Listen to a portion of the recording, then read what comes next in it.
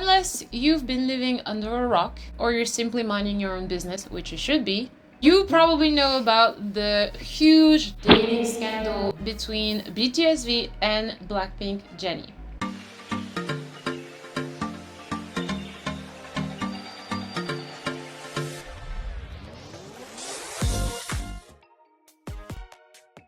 This scandal has already been talked about time and time again, but this last few weeks, especially when BTS and Blackpink Jennie were doing their schedules in New York, the scandal has risen once again. The whole shebang started last year, I believe, when V accidentally started to follow Jennie when they all opened their own private account. It was kind of weird at the time because you want to make us believe that this grown-ass 27-year-old man didn't have an Instagram account before they opened their private account. I personally don't believe that, but okay. Yeah, he probably knew what to do with Instagram before. Yeah, and he tried to justify the whole thing, saying, no, I didn't know it was recommended friends, blah, blah, blah. Okay, my dude, it's okay. You know, maybe he did not know. Maybe.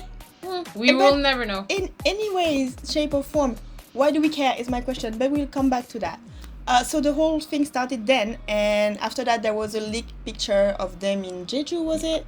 In Jeju in a car somewhere, and people were like freaking out. More recently there was the whole thing about New York, so Jennie posted a couple pic of them both in New York, allegedly, of them both in New York on her private account, but apparently it was leaked by some unknown person who wanted fame anyways. It was leaked and it started the whole added fuel to the controversy, and now everybody is pretty much talking about it. After the schedules, as soon as they came back to the US, some more pictures were leaked, and some people are saying that somebody edited the picture. The person who leaked the picture is also saying that the pictures are real. There is a whole controversy about it. All hell broke loose. Obviously, the immediate result was almost expected because of the size of the BTS army and the Blinks. Some of them were quite happy for the couple. They even made a hashtag called Taennie, hashtag Taennie. I think that's kind of cute actually. But others were not so happy. Yeah. The hate towards the couple, especially Jennie, was real, with lots of fangirls. Well, fangirls, no real fan should behave like this. Lots of fangirls leaving death threats to her family, horrible comments overall under her pictures. Insanity. When the first dating rumors started last year, was it last year or a couple of months ago? YG Entertainment, the first thing that they say is that they have nothing to say about it, basically. And after the most recent photos leaked and stuff like this, YG commented, Blackpink will depart the country on August 25th, and they will be busy taking on a tight schedule in the United States, including the MTV Video Music Award performance, as well as promotional activities for their second full-length album. Meaning basically, this is not of your damn business, and Jennie is booked and busy. Obviously, we're gonna talk about our personal opinion, especially with the agency response and everything, towards the end of this video, but for now, we will focus on the issue that is around this dating scandal. Currently, we have pretty much positive reactions as a majority, I feel like, especially from the BTS army and the Blinks, who are true fans of the artist. They're, urging everybody to support the couple and everything. They have made the hashtag on Twitter, and everything seems to be going well. But there are still people who are fiercely against this relationship, the same as they did with EXO Chen, the same as they did with iKON Bobby, the same as they did with Kai and Jennie, or Baekhyun and Taeyeon, etc. And now we're going to talk about why that is a true problem. Where it's coming from and all the past experiences that we had in the K-pop world. Let's get to the bottom about it. Let's start with privacy. That should be kind of like a given. You would think. But it ain't. It is not. The main premise of this issue here is that you would think that adult K-pop idols would have the right to do whatever they want, including dating whoever they want. But we have seen often that it is not the case. The first example was EXO Chen. If you remember, you had a bunch of EXO-L doing protests in front of his company. Granted, it wasn't that many of them, but the sheer fact that there were people protesting him getting married and having a baby is already an issue, especially related to his privacy. If you also remember a little far back, Baekhyun from EXO was also rumored to be dating Taeyeon, and when that fact was confirmed, a lot of the fans actually asked him to leave EXO because he betrayed the fans. That is also a huge issue because that should never be a problem, especially for the general public. And finally, EXO Kai. EXO had a lot of issues. Kai got a lot of hate when he started dating Crystal. She had a little bit of hate too. However, Kai was literally asked by some of the netizens to leave the group since he had no talent and he was just good for dating and horrible comments of that sort. How did you come out of the shadow of your computer room saying that EXO Kai doesn't have any talent? Honestly. This is what they will... Anyway, I can't understand. Never mind. Yeah, some people are like, he should just leave and get married since that's what he wants to do. This is kind of like, leave me since you want to do this. Honey, he does not belong to you. But anyway. And finally, some even decided to close their Stan Twitter page because they didn't want to stand a traitor. Oh my god.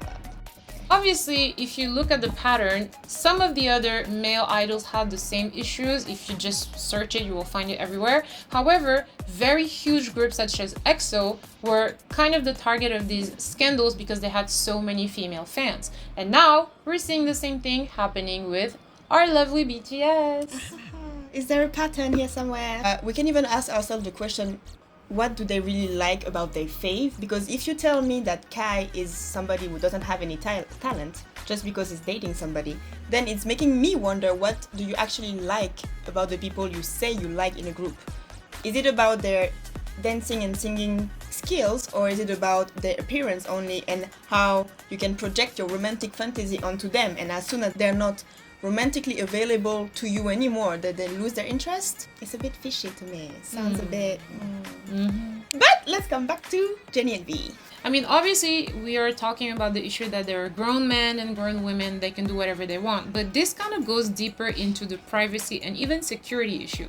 If you remember, the photo was leaked from Jennie's private account. We don't even know if it's necessarily true, so I will say allegedly. However, even if that were true, it's the sheer problem that somebody that went on her private account decided to take this picture and make it public.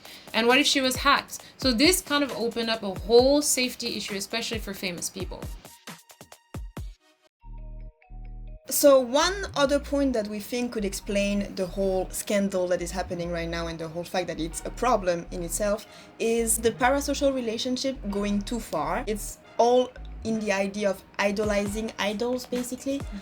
So parasocial relationships are not a new term. It's been coined, I think, in 1956. It's been here for a while, but it's just that for the past recent years, we've been hearing it a lot because of the rise and the more mainstream use of social media everywhere all the time. What are parasocial relationships? One-sided relationships where one person extends emotional energy, interest, and time, and the other party, the persona, is completely unaware of the other's existence. You don't know you exist, girl. We don't know you. It is what it is. So now that we've defined simply what parasocial relationships are, we're going to talk about where they're going a little bit too far, if you ask me. It's not that they're necessarily intrinsically bad. Some can even be meaningful, especially when they are with someone that has like something that motivates you or gives you like inspiration in your life, even if they don't really know you and you don't really know them, right? Certain platforms, especially YouTube, play on these types of relationship with one person, like us, speaking to the camera, you. But here, for example, we definitely know that we're giving you way more information that you're giving us. You feel like you know us more than we know you, and that's totally normal because we're putting our lives and our content out there for you to watch. The problem starts when the person that you're watching starts to feel like somebody that you actually know personally, and so now you start thinking that you have somehow control or a say in their lives and their choices. This is not the case, honey. Please remember. I beg. So as a result, the more you share and the more likely the people who are watching you are to develop these kinds of parasocial relationships with you. And if you look at idols, especially idols like BTS, who have pretty much like started the whole idol vlogging type of thing with the Bangtan bombs, they literally put their entire lives on their channel, and now we have a lot of people who actually feel like they know them, like they're their best friends, which there's nothing wrong with. However, some people are now developing this kind of like delusion that, well, these are my best friends, these are my boyfriends, I know them better than anybody else, they know me, we're like sharing this amazing relationship. Typically in a situation where an idol is dating, they will want to keep it private. He is aware that I'm doing this because it seems like under our unique situation, it will be the only way that we can move forward with our relationship. And that is not the behavior that you're supposed to have. As we said, they required to appear a lot on different platforms, different like media and stuff like this, but they also have to do a lot of fan service in order to promote their music and to like interact with their fan. They're required to do a lot of those fan service. So they have to be at the same time pure, innocent, like have this image of like the perfect boyfriend or girlfriend, and they have to be completely devoted to their fan base, you know. And because of that, some of those fans, they might feel like, oh yes, they only love me, I'm the best thing that happened in their lives, and so I'm entitled to have a say on their time, on their space, or whatever they do on their life. And that's a problem in itself. That's increasing the issue of having the parasocial relationship going too far. It's very unfair for those idols that just trying to basically promote their music, but that have been trapped into this image of like boyfriend, girlfriend goals.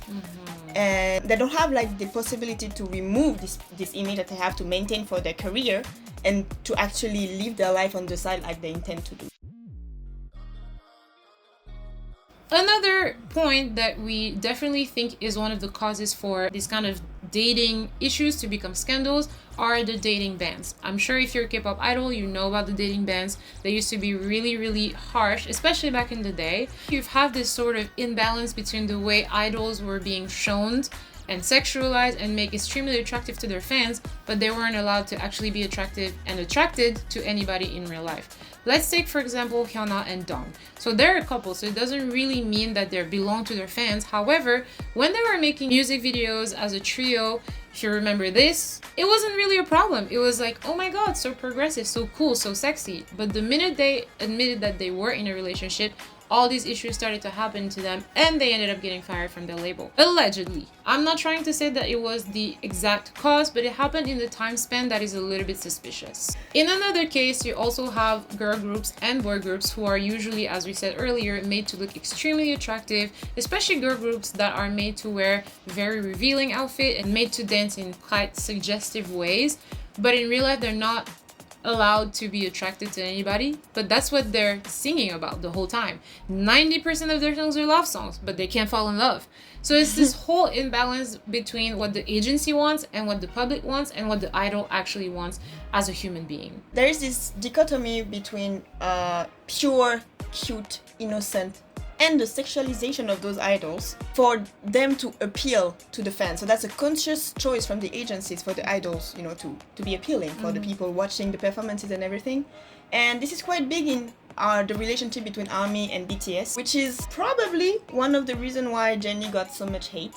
Those delusional fans decided to go latch on her account. They feel like their innocent boyfriend who doesn't know women, just only loves them, has been stolen, and that's why they decided to go latch on and like go harass the poor girl on her social media. I'm really not surprised by this reaction, especially towards V.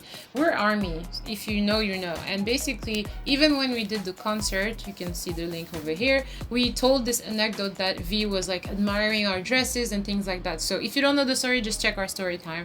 And basically, we almost got dragged by a couple ARMYs, not that many, I'm not gonna lie, not that many, but some ARMYs literally came up under our comments and said like, V doesn't look at women like that. You're making him look like a pervert. He was probably just being polite because he's so kind-hearted. And I'm like, honey, do you know the guy? Like, I don't care. It doesn't matter. But do you know him, though? All I said was, he was like checking our dresses, yes. And he looked like, ooh, we look good. Obviously, he's a grown man. But literally, this girl came out of the woodworks just to be like, oh my God, V doesn't know women. Honey. But anyways, speaking of delusion and delusional fans, we found this thread of people trying to tell you a list of different punishments that there should be for idol dating.